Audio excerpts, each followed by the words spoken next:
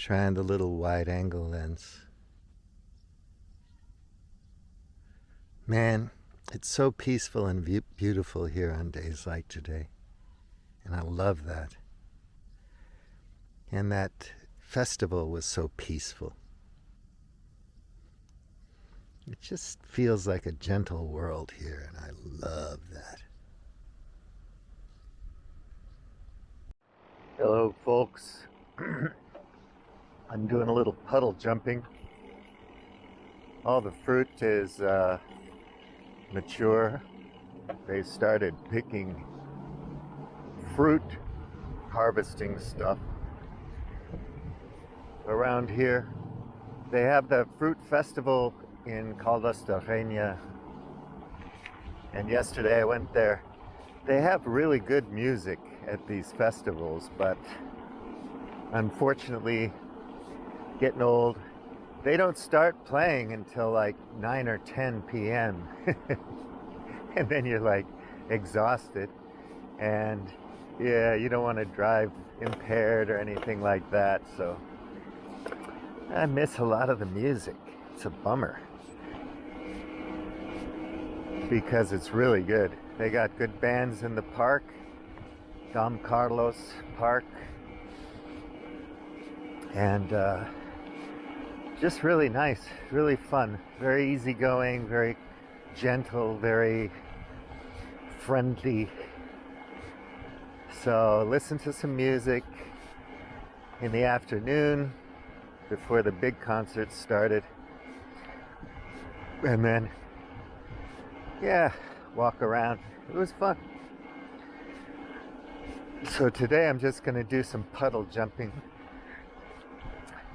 or what should I say, grove hopping, because the last couple of rides I did were really long and burned me out, and my right knee was feeling a bit stressed. So I'm going to take it easy for the next few rides and just enjoy the countryside near home. I want to do a Lisbon ride sometime in the future.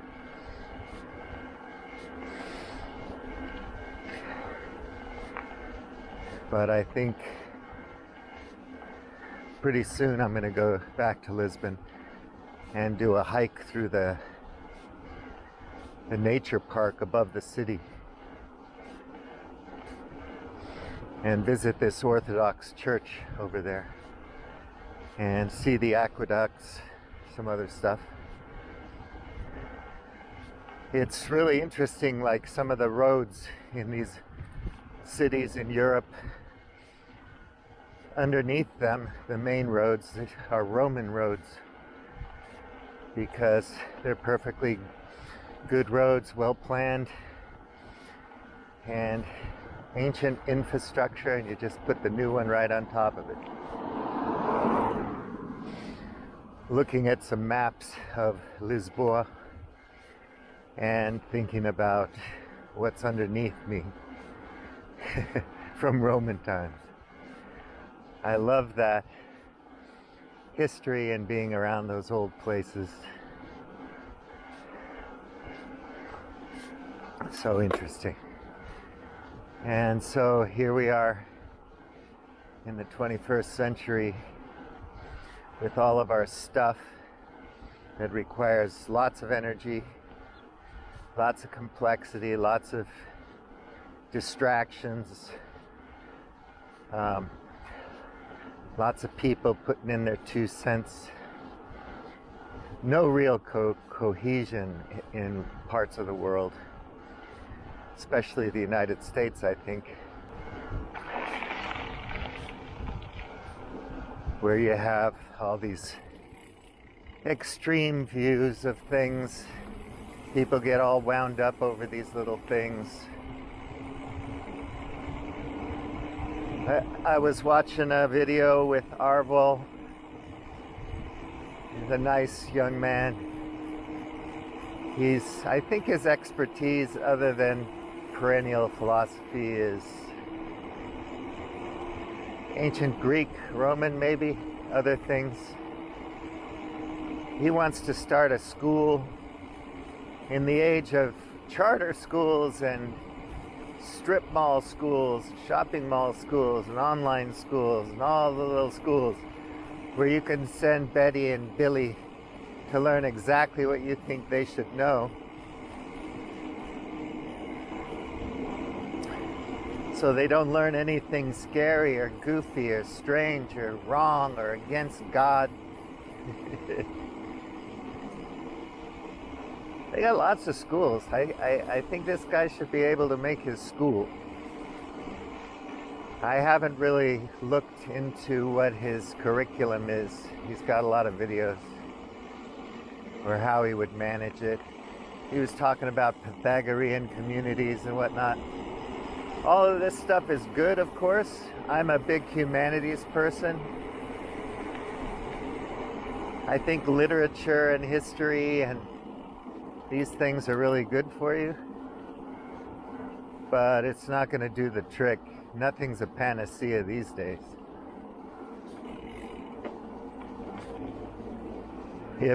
I believe, as you know, that circumstances are going to dictate that we start living simpler lives, and that's just because of the energy conundrum and the climate problem, which is a scientific fact backed by multiple lines of evidence across domains of science that are really well established and known.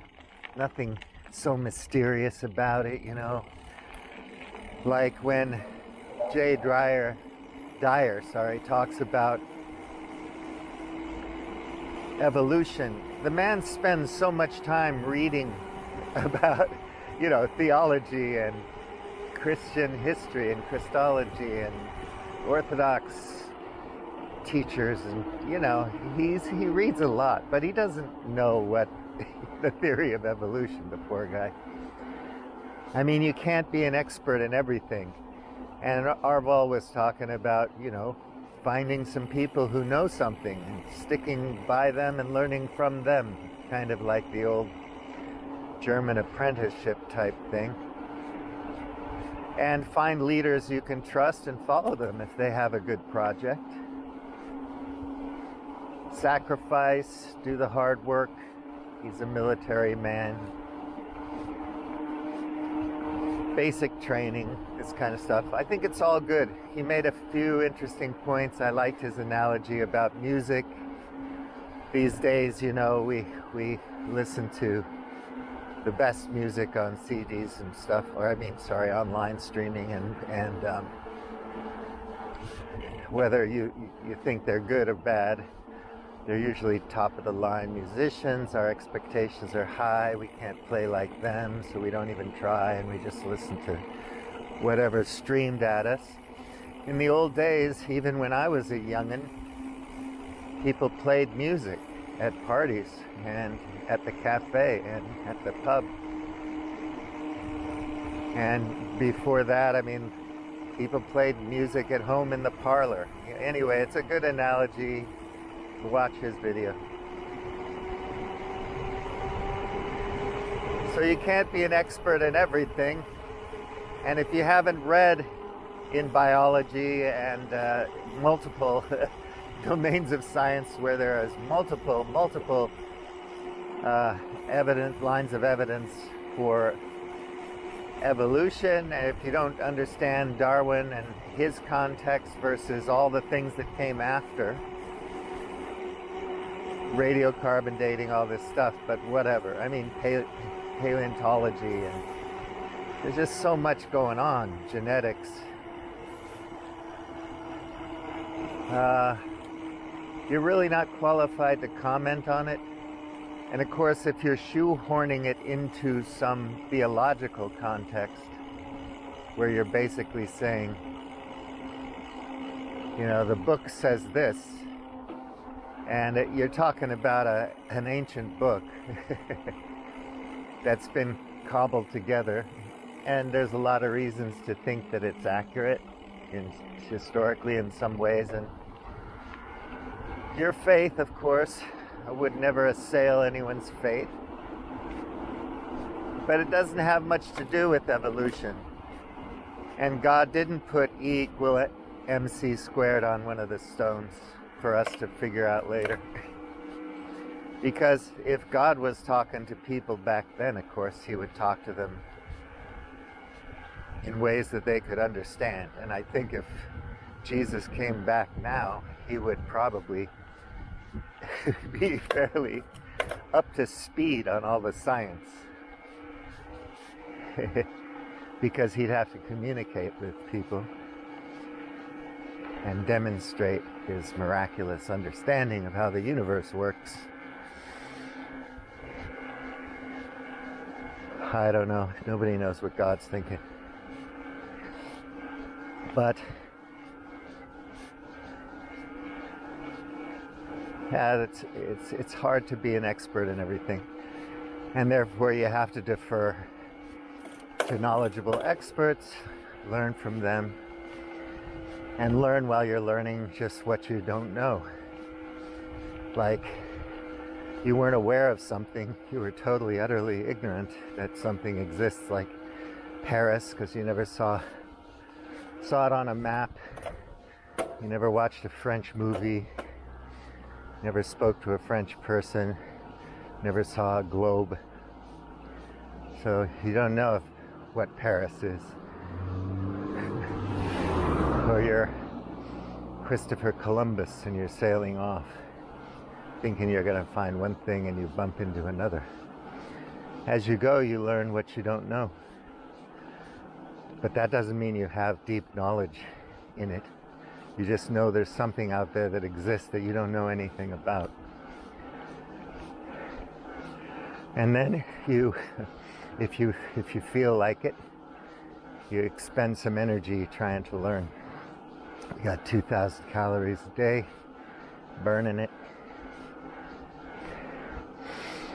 Also, the energy problem, maybe we're not going to heat our homes like we used to, but think of the 200,000 years or so, our species running around in the cold and the heat. And our bodies are pretty much able to take it. The only problem with it is the wet bulb thing. And we are talking about global warming.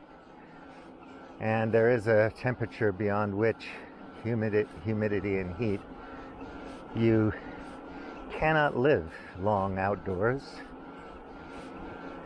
Heat stroke, heat exhaustion. These are real things that kill people all the time. I'm sick of reading articles where they're talking about 2050 or whatever it is. It was 2100, now it's 2050. I think in a few years it's going to be 2040, 2035, and then we're going to hit 2030 and we're going to go, oh, okay, so I guess we're going to have to deal with this carbon problem. People don't study climate science or domains around that broader umbrella. No more blah, blah, blah! No more blah, blah, blah! What do we want? When do we want it? No more blah, blah, blah! No more blah, blah, blah!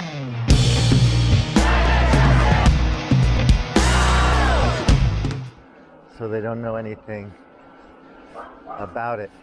And they don't want to know because it bothers them. As far as I know, we've always had oil and gas.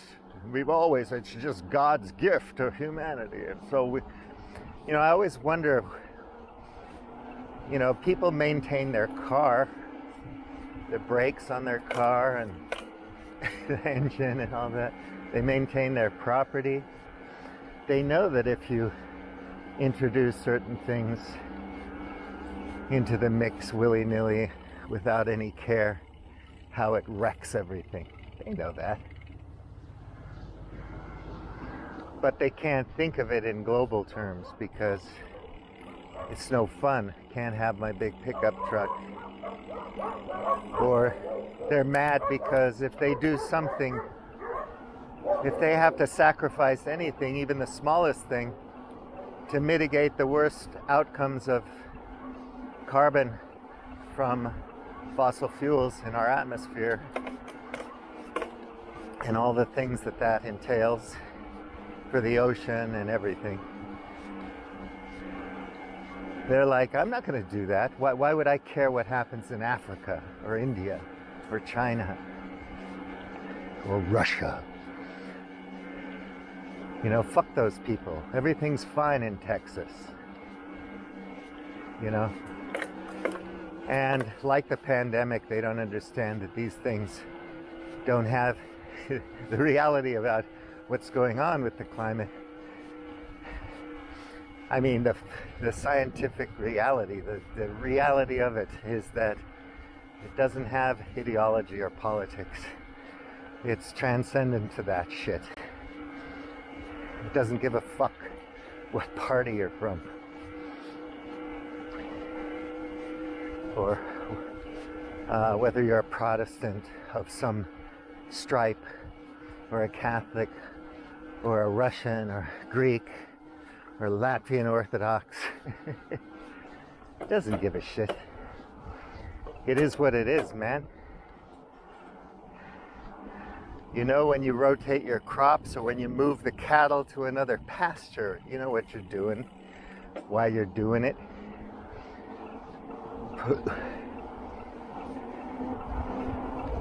You're a Christian, you know, about stewardship, but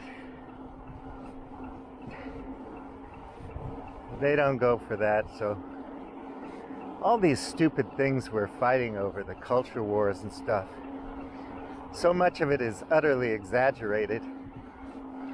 But what happens is eventually we destroy education, destroy culture, destroy our institutions, and then before, you know, earlier than necessary, we get to regress to the mean of brutes, our Hobbesian thing.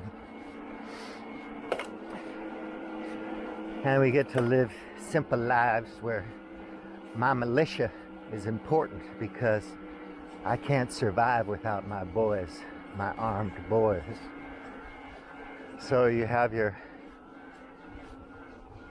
Walking Dead scenario. You don't need zombies, man.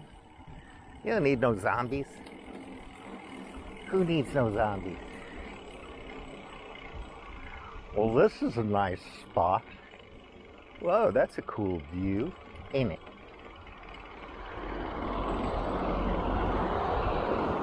I'm gonna try to figure out if I recognize where I am and just decide which way I want to go. I think I'll go this way and then turn left.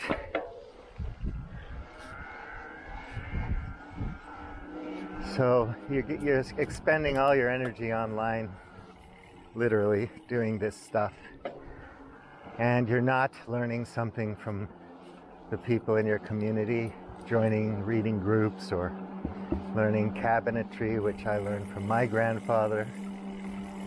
Or, you know, you can have some useful skills because there's no guarantee that, oh, this restaurant, I love this restaurant.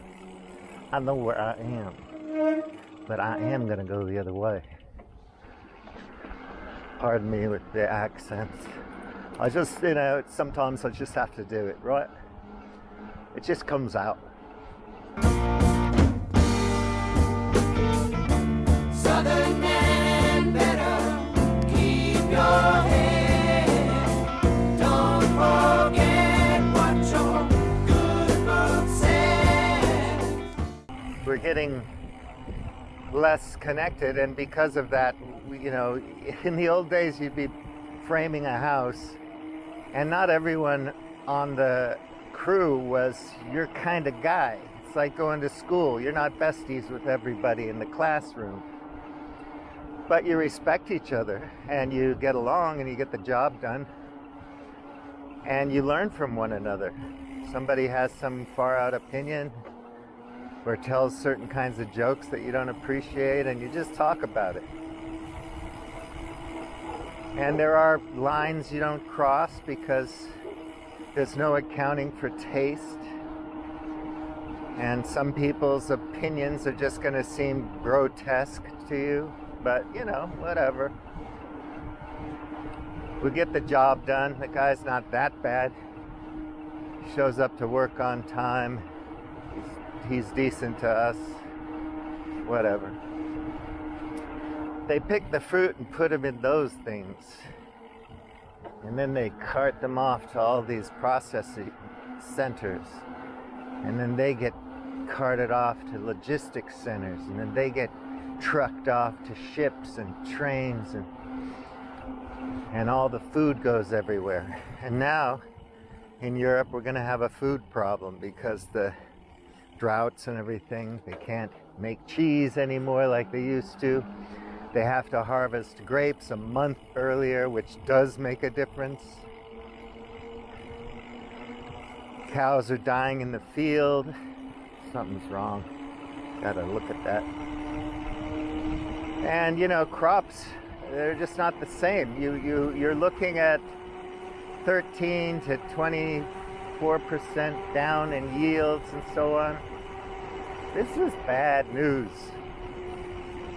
Because you don't remember what Maoist China was, the Great Leap Forward, or what happened with Stalin and his stupid ass-kissing scientists who told him what he wanted to hear. What happened in Ukraine and Russia? You don't know. Starvation. Mass starvation. So is some rock band in the Congo going to have a live aid for the Western people who are dying? And I do understand why people are worried about immigration. Because people are going to want to go where they can live. We've always done that. Ice ages would slowly come and slowly go. And human beings would just follow the seasons, bit by bit. But we didn't have this thing where everything heated up really fast in 100 years. It's never happened. There's lots of evidence showing that the pace is totally different. If you're a denialist, you're just willfully, violently ignorant, period. And you don't want to learn shit. And even if you're really, really smart about some other domain, an expert, and a really good guy, you don't have to be fucking ignorant of climate science. You can learn. You can, you know that. You're smart. And smart people aren't used to being wrong. So they have more major bouts with cognitive dissonance and cherry-picking information and stuff because they're not used to being wrong. So you have Weinstein still talking about one day everyone's going to learn that this drug that's for parasites is actually a panacea for any kind of coronavirus. Fucking dipshit. He just can't admit that he doesn't know it all. It's tragic. And it makes me sick, so I can't watch that fucker anymore. He's a moron. Even though he might be really, really smart in certain areas, I'm gonna fix the political system. Follow me. Just like you saying, you're a tree-hugging commie faggot, and you're going, I'm gonna go out and live off-grid, follow me. And everyone goes, fuck off. I'm going to the NFL game. And as long as the NFL is presenting games, then you're pretty much assured that we don't have a real problem in the world. As long as we can have NFL games, there's enough juice, there's enough money, there's enough resources. College football, all the football teams in Europe. When the sports thing starts to fall to pieces, then everybody's going to know something's wrong. But of course, that'll never happen, right? Because, you know, collapse of complex societies never happens.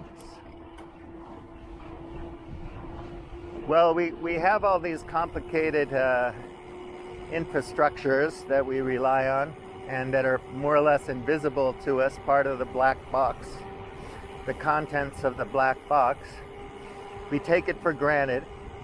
If somebody wants to tell us we might have to shift or change, we get mad at them. And people, you know, historians, you know, you have to be skeptical of their perspective and all that. But you can still learn a lot from history. But now we're burning books and banning everything. And, you know, it's probably not a good idea that Zuckerberg has so much power, that Google has so much power. There are probably good ways to limit their power. But anyway, we're not going to do any of this stuff. Because obviously, we are ignorant people. We don't know what we don't know. And so we're just going to go along with the way things are until something happens, and then we're going to deal with it.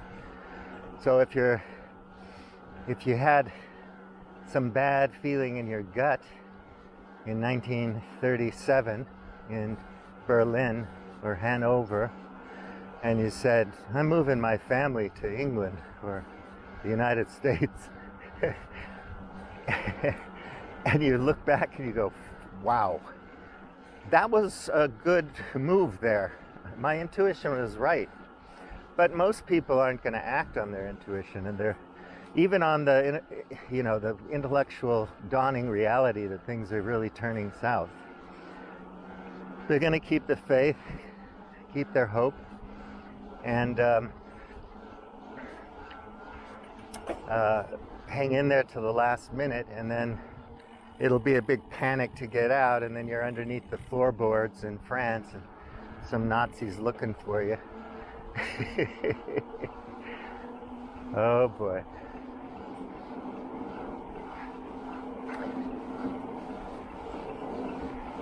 And by then, you know, it's pretty much too late for you to do anything. I might go down that way. That's a nice way, isn't it? I was also thinking about doing a ride through of Santana Market, but it's crowded. I should probably keep my wheels out of those people's way and let them buy what they need to buy.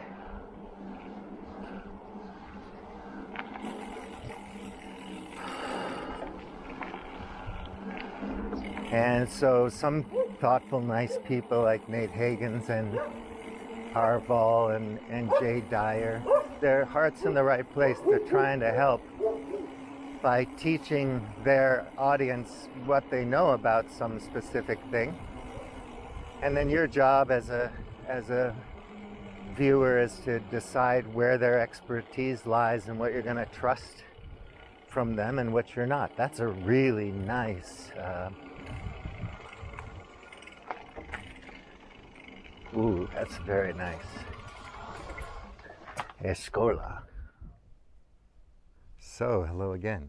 Even on these close to home rides, you can find nice things. Look, this has a water source, really nice barbecue, picnic tables, super nice view. I just found this by accident now, so I turned left instead of right, or right instead of left, and here I am. So there's a nice church down there, village, looks interesting. I'll ride around there. And then this is an old school. I really think it'd be cool to fix up an old schoolhouse. So this is an old school here. They had the boys on one side and the girls on the other side. And this was primarily thanks to Salazar, his regime. He really made a big effort to build schools in all the villages. so people could get a primary education. So yeah, we got grapevines back here.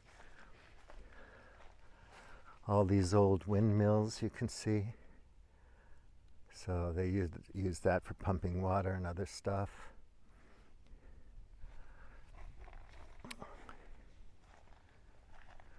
Nice grapevines. Yeah, they have to harvest the grapes early. It's really, really crazy. And it's not good.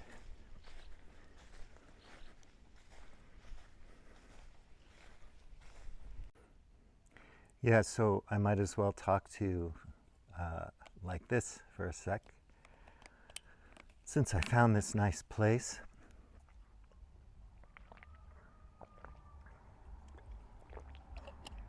hydrate a bit. Weather is awesome today. It's too good. I might go back to that Caldas festival.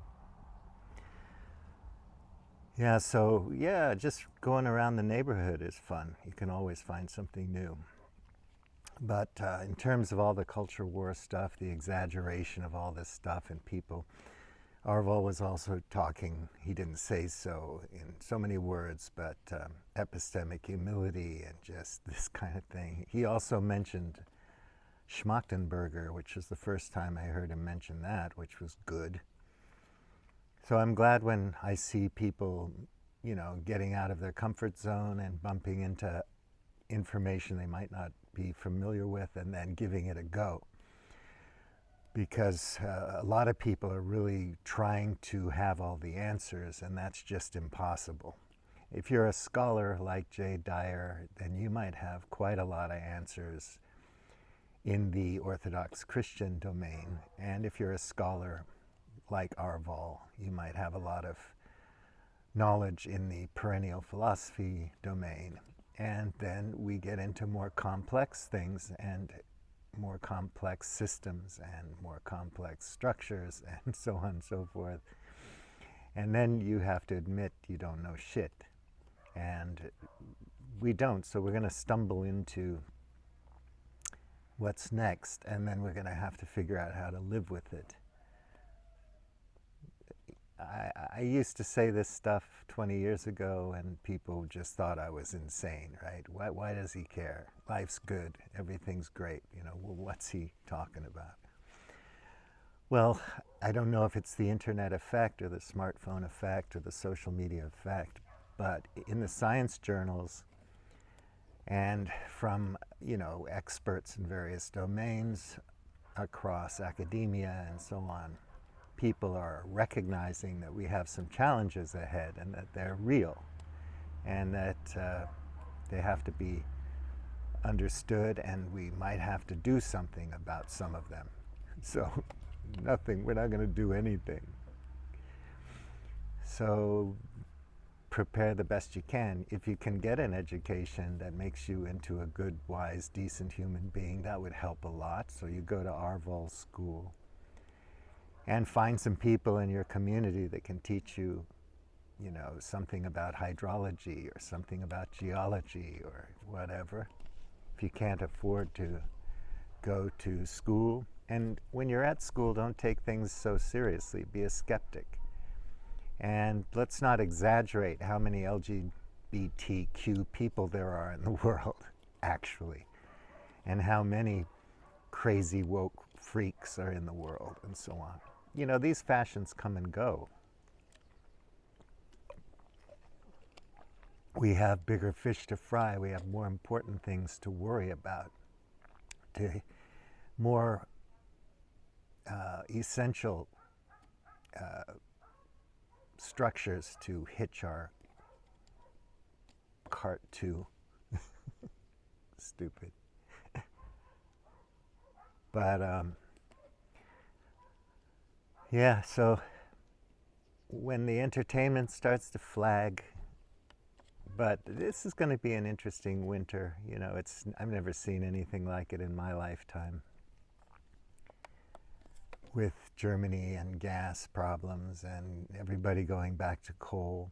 You know, it's just like, look, let's just keep things going the way they are now, keep economies growing the way they've grown since the Industrial Revolution. Let's stay on that path, period, and see what happens. And for me, it's like getting in a really nice sports car and just going as fast as you can off a cliff or into a wall to see what happens. You won't survive it. And on the way there, you know, between now and 2050, it's not going to be as fun as it was for some of us who lived in 1985. Get over your problems with the girls and your inability to get dates. I mean, how many people are really like that? I don't know. But if it's a lot, it's tragic, because that's pathological. But maybe you have to get rid of the smartphone and carry a dumb phone. Spend more time with people. And if people want to be addicted to all those things that these corporations are making us addicted to, you might want to find new friends. You might want to choose to opt out of certain things and into other things that are healthier for you. Easy to say, hard to do. I know that. Addiction is pernicious and terrible, terrifying, brutal. I've known addicts of various stripes in my life, and it's rough, you know? I mean, I've been around alcohol my whole life, you know, and I sometimes wish I hadn't been. But anyway, it's a huge part of how I've socialized for decades. And maybe it's just my love of activities like cycling and squash and sports and whatnot that's kept me from, you know, just completely killing myself with wine, because I love it, wine, sake. But I don't drink it every day, but you know I love it. But addiction is tough, it's hard. I don't fondle my smartphone often. I use the tools in it when needed. And I'll post something when I feel like it, or I'll use the maps or whatever. But I know that if I didn't have it, it would be fine.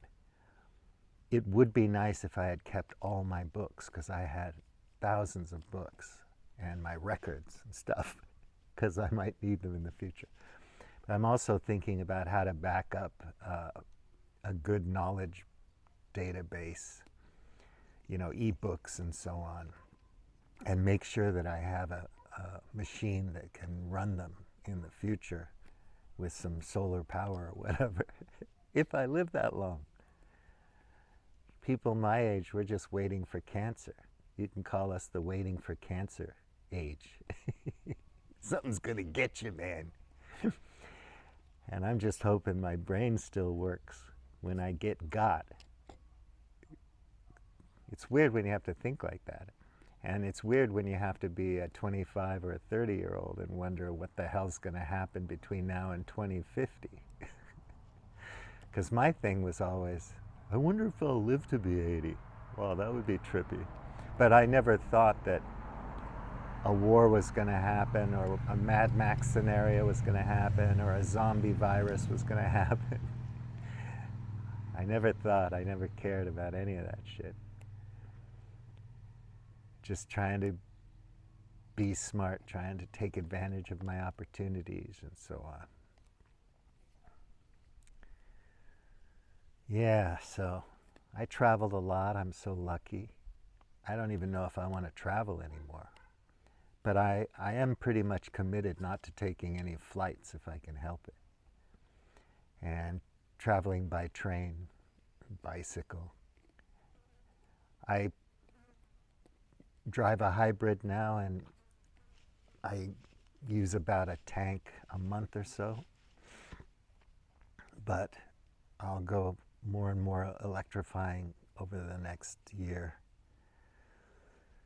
Even though the country needs gas and fossil fuels to run the electrification project, it's far more efficient if everybody electrifies. You can look that up. So it's not true that having an electric car, an electric stove is worse. Going green isn't worse for anything. There's going to be a transition, a period of time where things will get more efficient, we'll have better materials, things will become cheaper, we'll have new sources of gathering energy and storing energy and so on. And this is just inevitable. It's going to happen whether you like science or not, whether you hate engineering, or whether you think science is a religion, doesn't matter. People are doing shit because people like to do shit like that. They like to learn about nature and they like to make things and invent things and innovate. So while you're going back to fraying the pages of ancient books, you can be thankful that somebody out there is doing the engineering work and the tech work and the science work. It's not going to go away until billions of us are dead. And that might happen. We might all starve to death fairly quick if this climate thing gets out of control, because nobody knows about the self-reinforcing feedback loops and all the very complex systems that make up our climate and our ecosystems across the world. We just don't know. And the info that we do have and are getting and do know about, it doesn't look good. It looks like we have a problem. Houston, we got a problem. So who's going to fix it, you know? We're going to run around with our culture war bullshit, getting all up in each other's faces and, you know, arming ourselves to the teeth when we should be just trying to make connections, building your network, learning things, developing new skills, learning new languages, learning about other cultures and so on. It's exciting, it's fun. Take it from me, trust me. We can leave all this nonsense behind and get on with life in a more positive way. That's what I wish. And whatever your project is, if you want to start a school, start the damn school. Definitely don't wait. Don't put it off. So if the school has to be in your garage or online, just do it that way. And eventually you will build it and they will come. And hopefully it's a good school and produces wise, intelligent people with a good heart, with good hearts, you know? And people who aren't afraid to learn about things like mathematics and computer programming, chip design. These things are really complicated. Hard to do the math, but you know, there are lots of other things, you know. I want to know how to build a well and, you know, masonry work, stuff like that. But of course I'm getting old, so I'm going to die sooner than later, and so fuck me. But the young people, the idea that you're just going to fall into some high-paying salaried job and be sorted and be able to borrow money and just have tons of stuff and burn tons of energy and fly around taking photos for your Instagram, I think you should probably start weaning yourself off of that worldview and those fantasies. And you're going to hate me for saying it, but you're going to have to look at reality. And some of your friends online just, they're so into getting attention that they're not going to teach you about reality. But there's tons of information. It's easy to learn, not inaccessible. People will figure shit out, especially when they have to. When those NFL games and the UFC fights stop, man, yeah, I'll have to spend my time a little bit differently on a Sunday. What'll I do? Basket weaving, pottery, learn how to play the ukulele. Gosh. Yeah, so I've rambled on long enough. Thanks for watching. Please click subscribe and click the notification bell. I'm going to do a couple more complicated things. I'm going to go to Lisbon, a couple towns, show you around. It's fun for me to make these videos. I don't think I'm a guru, so the guru busting guys can leave me alone. I'm not all that. And Yeah, there's a limited amount of stuff you're going to get from this Boolean tea, but thanks anyway for watching, and I'll talk to you again soon.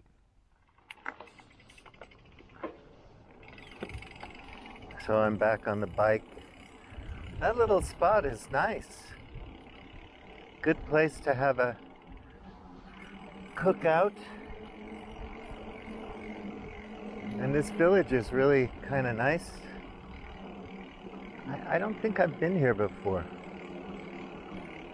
So yeah, it's kind of fun to just cruise around the neighborhood. Hello, doggy. And that's a really pretty little chapel. Very, very nice. Yeah, so, yeah, that way. I'm gonna go this way. Making these choices. Turn left, turn right. Now, here's another choice. And it's all scary. I think that one is a dead end. So I'm gonna wind my way down here. See that view? Isn't it nice? Isn't it? Oh, there's a beautiful pool. Modern house with a gravel roof. See down there. Very nice. Happy birthday. They're gonna have a birthday party. So they're fixing up the landscaping. It's a beautiful flat roof, modern house with a nice pool. Yeah, those are nice houses. Brand new. That's something you could do with the farmhouses. Just make it a flat roof house and add some rooms to it. Yeah, beautiful deck, man. Huge deck. Sweet. Some folks can really get their homestead on. I gotta fix my bag so it rides comfortably on my back. Yeah, so the temperature, I don't know what it is, 20, 22 maybe, but it's really, really, really nice.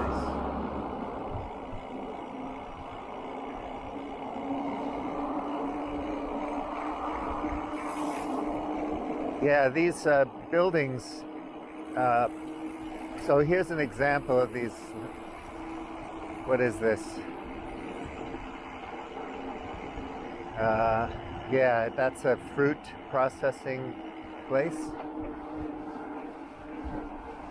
And they got the big trucks there.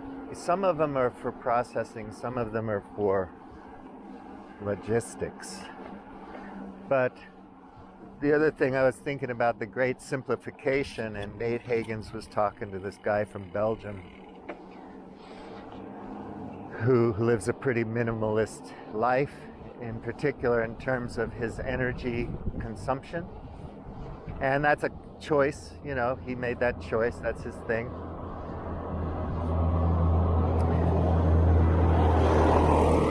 And he does it because he believes in it out of principle, but also so that he can educate people about what it's like to live a lower energy profile life. People can learn and understand that it's not that bad. So around here, I've said before, we build these houses out of bricks, clay bricks. And so they're very simple. The construction is simple, the materials are abundant and simple. The skills required are not that difficult to learn and to master. The problem is everybody's chasing the money, so you don't have skilled builders like they used to have, because the young people have gone off to Germany or wherever to make more money in offices. And then they come home and they, do something. But yeah, we have a conspicuous lack of people that do that. So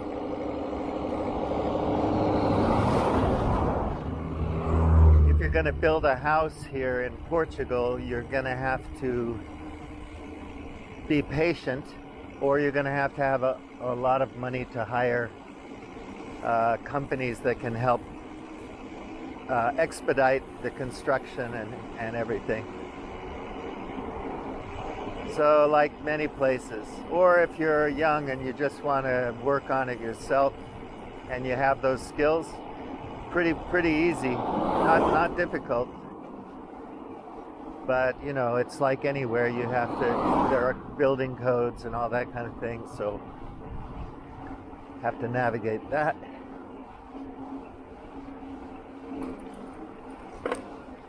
But it just seems like in certain parts of Portugal, you know, it's very, very soft landing kind of place for the end of the world.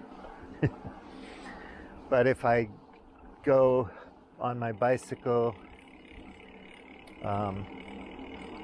east, you know, 20, 30 kilometers, it starts to heat up, and you go further than that, and then we have fires, you know, just like everywhere. And they're terrible, because you can see how densely populated, how densely populated the areas can be. They're less dense the further east you go. This region is dense in the sense that you can see all these villages and houses and stuff.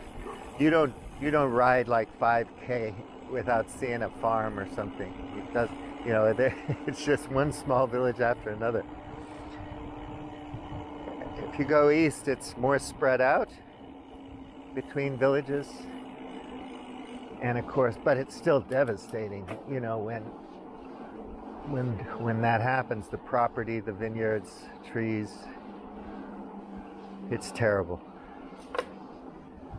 And that's the new normal, absolutely, unless aliens or Jesus or somebody comes and performs a miracle. Of course, we could also learn that it's important to do a Manhattan Project for carbon capture and put some floating mirrors in the Indian Ocean or something, if it didn't have too bad of an ecological, environmental impact.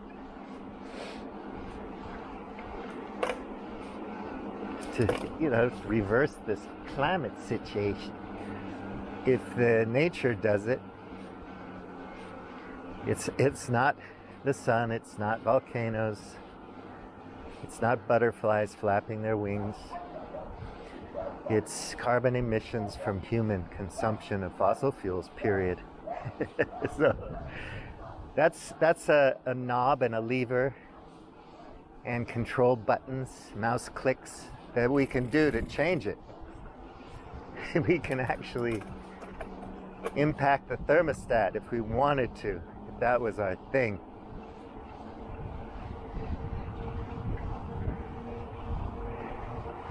And if we'd started 20 years ago, we wouldn't have a problem.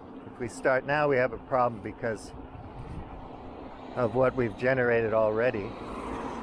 There's some locked-in warming that doesn't go away. Carbon capture might help. I don't know. It would help, but I don't know how much.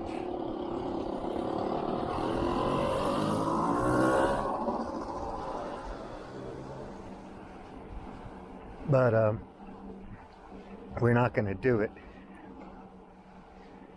because the money is with the fossil fuel companies, and they're not going to pay to do it.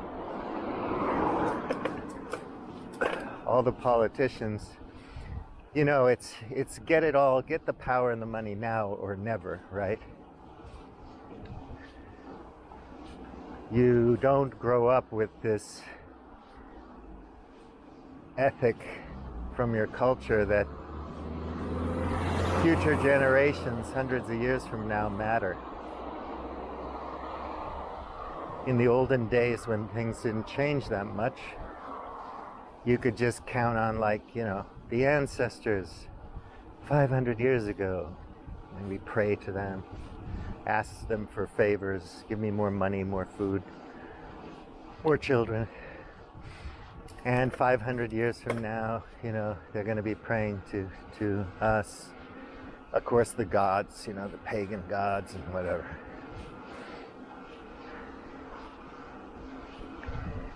Nothing much changes, but age of wonder, age of reason, enlightenment, industrial revolution, vada bing, vada fossil fuels. Then you don't need slaves anymore because you got these big machines that can make roads. You don't need slaves. And in the future, robots are going to do most of the grunt work, the shit work, dirty jobs. And we should welcome that and go to Aarvoll's philosophy school. Learn how to be beautiful people.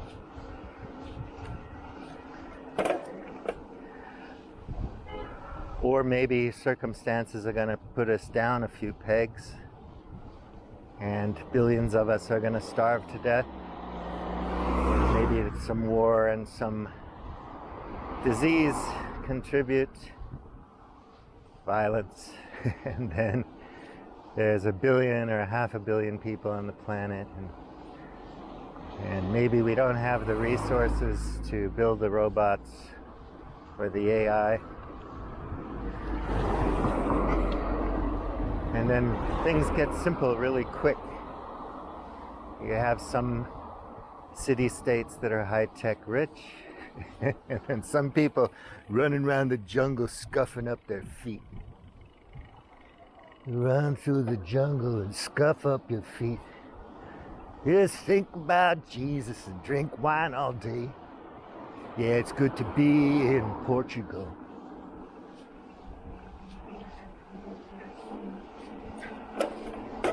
That's the ticket. And, you know, it would have been fun if I had thought, right, you know, recently, well, you know, 2030 is going to be fine, 2040, 45 is going to be fine.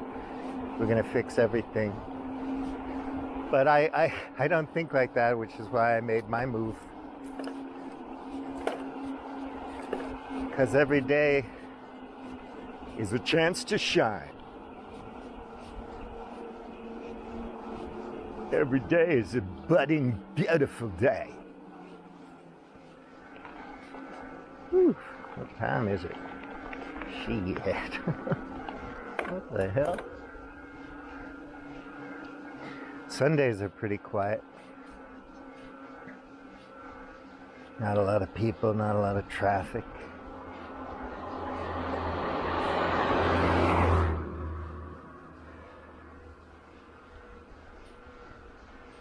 I don't mind quiet.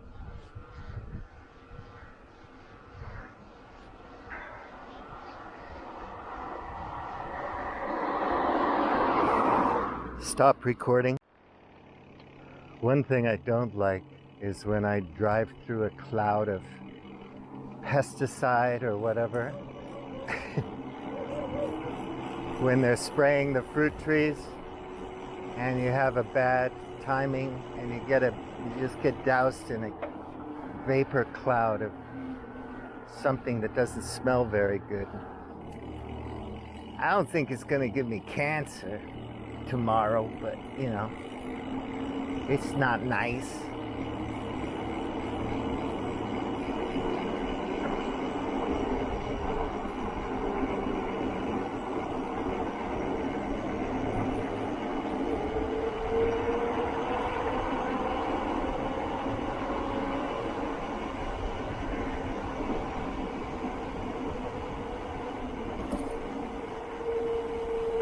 So this house is done. Oh no, not done yet. But man, did they ever do a job. There's some nice frutas. God, they still got a lot of stuff they're gonna do. Or maybe they're gonna build another house here on this lot, I think so. But this one, it's got all the solar panels, a couple fireplaces, because cozinha. It's a nice one. But they've been building on this thing for 3 years, which is to my point. It's a big house, big project. But yeah, they've been building on it for a few years. like I said, simple construction. But this one had, I noticed, they put insulation on the outside of the brick. So most of these houses are not insulated. So they put insulation on the outside, and then I guess they cover it.